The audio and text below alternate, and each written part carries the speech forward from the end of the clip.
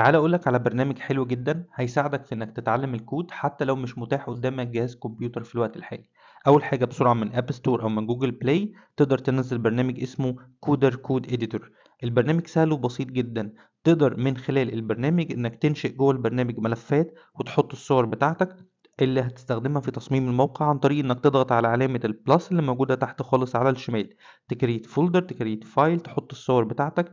الفايل سهل وبسيط وتقدر تكتب فيه اللي انت عايزه في الكود.